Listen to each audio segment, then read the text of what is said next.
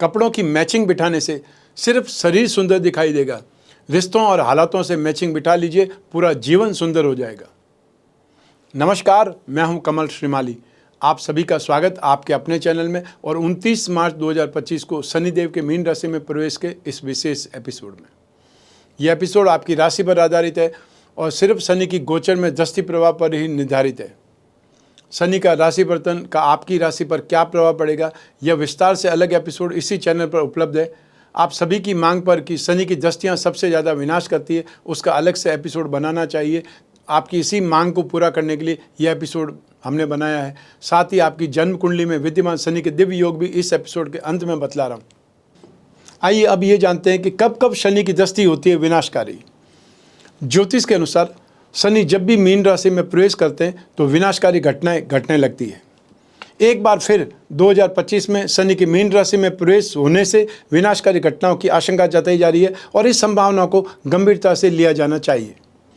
25 फरवरी 1937 को जब शनि का मीन राशि में प्रवेश हुआ था तब दूसरे विश्व युद्ध की स्थिति बनने लगी थी।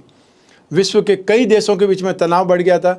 वहीं चीन ने जापान पर हमला कर दिया था। शनि के प्रकोप से 1939 से 1945 के बीच में दूसरा विश्व युद्ध चला था। आइए अब ये जानते हैं कि शनि की दृष्टि कब कब होती है लाभदायक। ज्योतिष शास्त्र में न्याय के देवता शनिदेव की दृष्टि काफ़ी महत्वपूर्ण मानी गई है, काफ़ी कष्टकारी मानी गई है। लेकिन कई बार स्थितियाँ ऐसी भी होती है जब शनि की दृष्टियाँ लाभ ही लाभ देती है। शनिदेव न्याय के देवता माने जाते हैं और इसी के अनुसार भक्तों को फल देते हैं। ज्योतिष शास्त्र में शनि को संतुलन और न्याय का ग्रह माना जाता है। सीमा ग्रह होने के चलते शनिदेव का प्रभाव वहाँ से शुरू होता है जहाँ सूर्य का प्रभाव समाप्त हो जाता है, खत्म हो जाता है। ज्योतिष के अनुसार सभी ग्रहों के पास में एक दृष्टि होती है जिसे सातवीं दृष्टि कहा जाता है। लेकिन मंगल, बृहस्पति और शनि ऐसे ग्रह हैं जिनके पास में अन्य दृष्टियाँ भी है। सातवीं के साथ साथ तीसरी और 10वीं दृष्टि भी शनि के पास में है।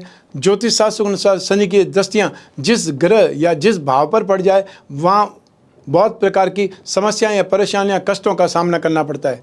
लेकिन कुछ स्थिति ऐसी भी होती है जब शनिदेव की दृष्टि लाभ ही लाभ दिलाती है और एक बार ही किसी भाव पर, ग्रह पर पड़ जाए तो फिर लाभ ही लाभ मिलता चला जाता है। शनि की दृष्टि अपनी राशि पर या उच्च राशि पर हो तो लाभ ही लाभ कराती है। वहीं जब शनि की दृष्टि मेष, कर्क या सिंह राशि पर होती है तब यह लाभकारी मानी जाती है। शनि ग्रह पर जब बृहस्पति की दृष्टि होती है तब यह लाभकारी माने जाते हैं। जब शनि कुंभ राशि में होते हैं तब हर तरह से लाभ कराते हैं। 29 मार्च 2025 की रात्रि 9:45 से ही शनि मीन राशि में प्रवेश कर जाएंगे। आपकी कन्या राशि से संतान भाव अर्थात 5th हाउस और रोग भाव 6th हाउस के स्वामी स्वयं शनिदेव है और अब गोचर वसात सप्तम भाव में आने पर कंटक शनि कहे जाएंगे। सप्तम भाव में शनि का गोचर सामान्य तौर पर अच्छा नहीं माना जाता। इस समय काल में जीवन साथी या बिजनेस पार्टनर के साथ में रिश्ते ज़्यादा मधुर नहीं रहते, अच्छे नहीं रहते। कामकाज में देरी होने से चिंताएं बढ़ती है और इस अवधि में लोगों के साथ में व्यवहार करते हुए संयम से काम लेना पड़ता है। लेकिन जब जब शनि वक्री होंगे अर्थात 13 जुलाई से 28 नवंबर 2025 तक, तब परिवार के सदस्यों में एडजस्टमेंट में कमी देखने को मिल सकती है, जिससे घर का माहौल कुछ क्लेशमय हो जाएगा। इस दौरान आपको धैर्य रखना पड़ेगा।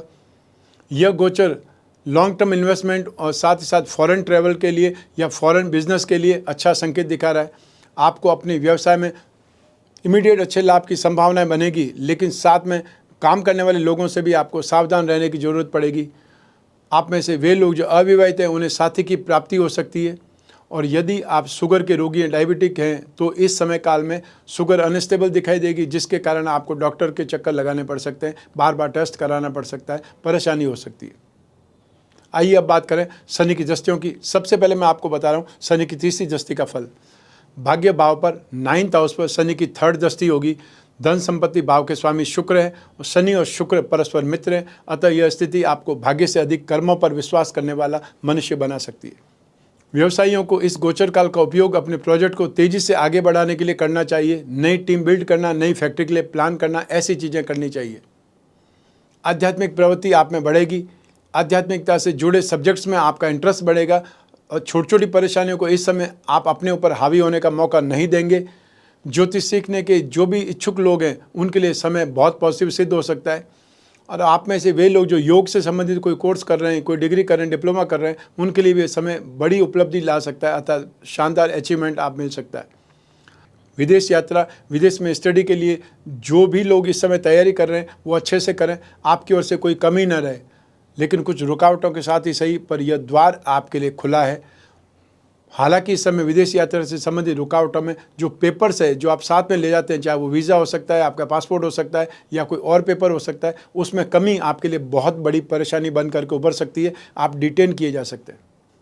आइए अब बात करें शनि की सप्तम दृष्टि की। आपकी राशि भाव पर अर्थात फर्स्ट हाउस पर शनि की सप्तम दृष्टि कन्या राशि पर होगी। कन्या राशि के स्वामी बुध, शनि और बुध परस्पर मित्र हैं, अतः यह स्थिति आपको गंभीर बना सकती है, आपके कॉन्फिडेंस में इम्प्रूवमेंट कर सकती है। इस गोचर काल के दौरान दाम्पत्य जीवन में कटुता पनप सकती है, या दिल के मामलों में दिमाग का इस्तेमाल आपके रिश्तों में तनाव को जन्म दे सकता है। आपकी डिसीजन लेने की जो कैपेसिटी है आपको कुछ बड़ा हासिल करने की और आगे लेकर के जा सकती है।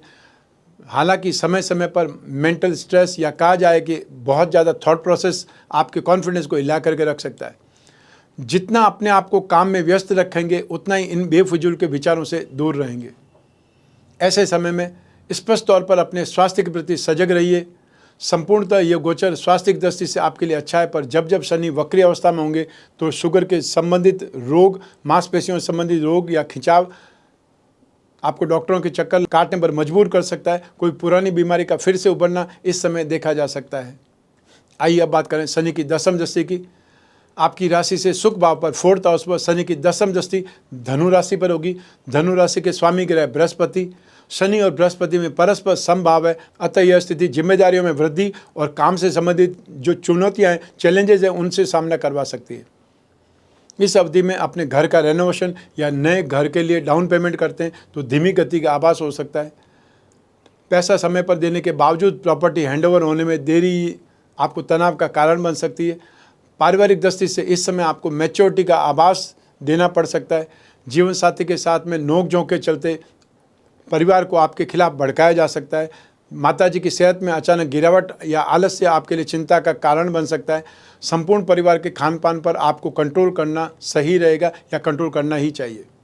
जमीन से संबंधित कोई भी डिसीजन में इस बात का ध्यान जरूरी रखना है या अवश्य रखना है कि कानूनी दस्तावेज पर साइन करके ही किसी को पेमेंट करें, और हो सके तो छोटा सा लोन प्रॉपर्टी खरीदते वक्त ले सकते हैं, जिसके कारण प्रॉपर्टी से संबंधित जो भी कागजात है या जो कागजातों की चेन है वो संपूर्ण निरीक्षण बैंक की लीगल टीम के हाथों से होगा।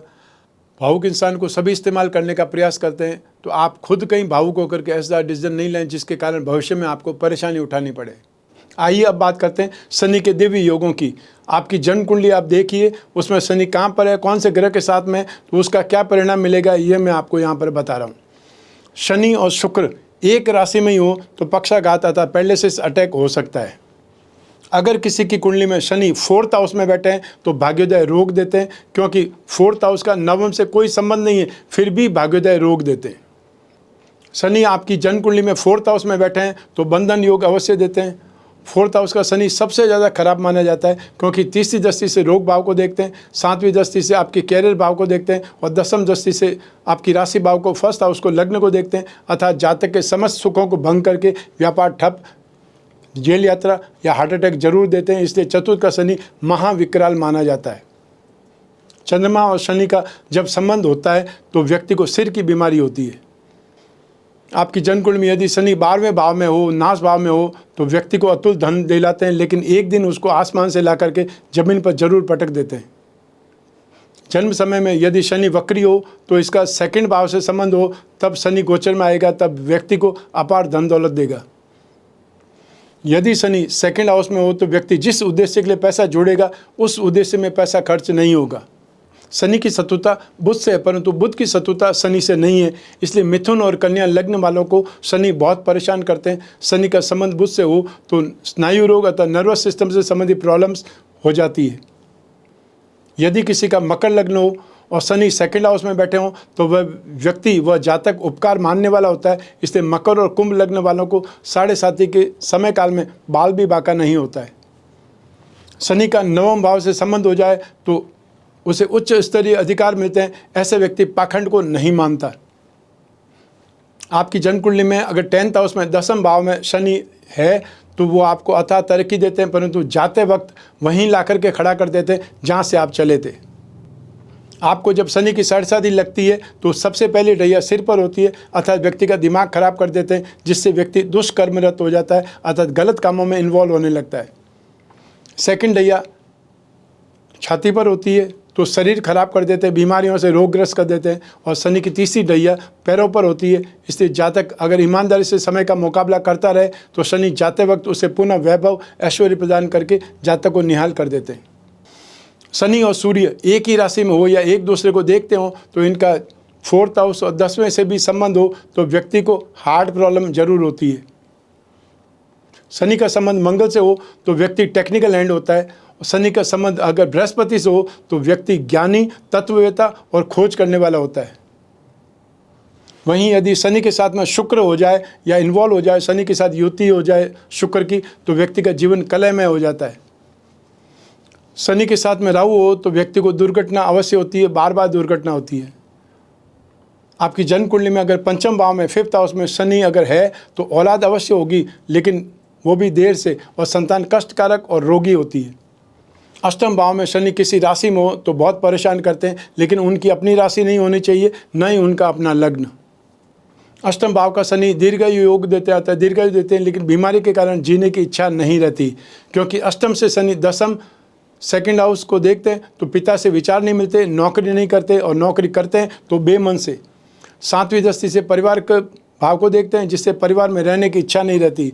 10वीं दृष्टि से पंचम भाव को, शिक्षा और संतान भाव को देखते हैं तो संतान सुख नहीं मिलता, लेकिन पुत्र अवश्य प्राप्त होते हैं।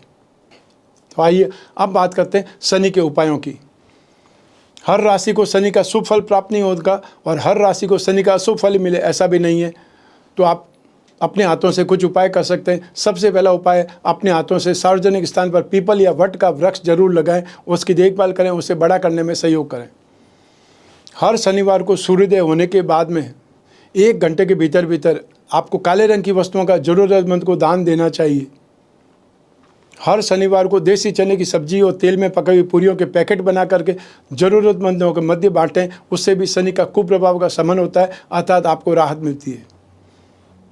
शनि यंत्र की अंगूठी, जब भी शनि का गोचर हो या शनि आपके लिए प्रतिकूल हो, शनि की सरसद या ढैया हो, तो आपको शनि यंत्र की अंगूठी धारण करना शुभ रहता है। और जिन्हें शनि की सरसद या ढैया है वे विशेष रूप से शनि यंत्र के साथ में नीली जड़वा करके लॉकेट के रूप में धारण करें। शनि पिरामिड या नवग्रह दोष निवारक पिरामिड अपने बेडरूम में, अपने शयन कक्ष में, सोने की जगह के आसपास रखें। इससे माइंड, बॉडी और सोल ये तीनों ट्यूनअप होती है, अर्थात आपको जो डिप्रेसिव थॉट है, नेगेटिविटी है, शारीरिक रोग है, उससे राहत मिलती है।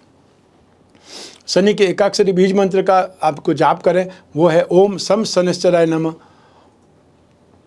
और या फिर शनि के जो बीज मंत्र हैं उनका आप जाप कर सकते हैं, ओम प्राम प्रीम प्रोम सह शने नमः।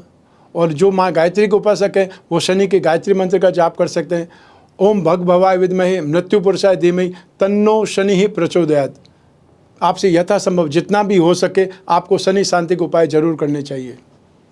तो ये था शनि के मीन राशि में आने पर शनि की दृष्टियों का आप पर क्या प्रभाव पड़ने वाला है, आपको शुभ फल मिलेगा या शुभ फल मिलेगा। इसकी ज़्यादा जानकारी आप अपनी जन्म कुंडली के संदर्भ में भी जान सकते हैं, क्योंकि जन्म कुंडली आपकी अपनी होती है और आपकी अपनी डिटेल से ही बनती है। लेकिन फिर भी जब जीवन में समस्याएं ज़्यादा हो या भविष्य में झांकना हो, कोई बहुत बड़ा डिसीजन लेना हो या कुछ दुविधा हो, भ्रांतियाँ हो, उसका निराकरण चाहिए तो व्यक्ति को अपनी जन्म कुंडली का विश्लेषण कराना चाहिए, समय समय पर कराना चाहिए, 1 वर्ष में 1 बार जरूर कराना चाहिए। यदि आने वाला समय अच्छा है, शुभ है, पॉजिटिव है, तो आप ज़्यादा उत्साह के साथ में काम करेंगे, ज़्यादा काम करेंगे, डेयरिंग से काम करेंगे, आपका कॉन्फिडेंस ज़बरदस्त रहेगा, उससे आपको फ़ायदा ज़्यादा होगा। और यदि आने वाला समय नेगेटिव है तब आप अपने आप को सावधान करेंगे, नुकसान से बचने के एफर्ट करेंगे, और सावधानी से जितना आपका नुकसान बच जाएगा वो आपकी गेन है। तो ऐसी स्थिति में अपनी जन्म कुंडली विश्लेषण हर हालात में आपको लाभ ही लाभ मिलेगा, नुकसान होने का प्रश्न नहीं है। तो ऐसी स्थिति में जब भी जिज्ञासा हो अपनी जन्म कुंडली विश्लेषण की, स्क्रीन पर दिए हुए नंबर पर संपर्क स्थापित करना है, चाहे वीडियो कॉन्फ्रेंसिंग के लिए या टेलीफोनिक कंसल्टेंसी के लिए। और आप में से वे लोग जो आमने सामने मिलना चाहते हैं, फेस टू फेस मिलना चाहते हैं, उनको हर एपिसोड के स्टार्टिंग में एक शेड्यूल आता है, वहाँ पर आप देख सकते हैं कौन सी सिटी में आने वाला हूँ मैं, वहाँ पर आप अपॉइंटमेंट लेकर के मिल सकते हैं। आप कोई भी कंट्री में रहते हो, कोई भी सिटी में रहते हो, आप अपने घर बैठे हुए, अपने ऑफिस में बैठे हुए अपनी जन्म कुंडली का विश्लेषण करवा सकते हैं अपने कन्वीनियंट टाइम पर। और आप में से वे लोग जो विदेश में रहते हैं, हम उनके लिए विशेष व्यवस्था करते हैं। उनके अपने टाइम पर हम उनसे बात करने का प्रयास करते हैं, जिससे उनको ईजी रहे, क्योंकि भारत में और विदेश में टाइम जो उनका डिफरेंस आ जाता है, जिससे जब यहाँ पे ऑफिस टाइम होता है तो वहाँ पे रात का समय होता है, सोने का समय होता है। तो ऐसी स्थिति में जब आपका समय हो, आप जिस समय चाहते हैं उस समय बात कर सकते हैं, वो हम प्रयास करेंगे। आपको सिर्फ एक छोटा सा ही प्रयास करना है, वो है अपॉइंटमेंट लेने का। आप और मैं ही बात करेंगे, बीच में तीसरा कोई भी नहीं होगा। ऐसी स्थिति में आप जो भी पर्सनल से पर्सनल प्रॉब्लम है उस पर भी डिस्कस कर सकते हैं, और जो भी समस्या हो उसे एक पेपर पर लिख दीजिए, ताकि कोई पॉइंट जब आप और मैं बात करें तब छूटे नहीं। और जो उपाय होंगे वो लिखित में आप तक पहुंचेंगे, जब व्हाट्सएप के माध्यम से या ईमेल के माध्यम से, जो भी आपको संचार माध्यम पसंद हो वहाँ से। मैं हमेशा कामना करता हूं कि आप स्वस्थ रहें, प्रसन्न रहें, सुरक्षित रहें। अपना और अपने परिवार का बहुत बहुत ख्याल रखें। आप सभी को मेरा नमस्कार, बहुत बहुत शुभकामनाएं। ईश्वर आपकी रक्षा करे। धन्यवाद।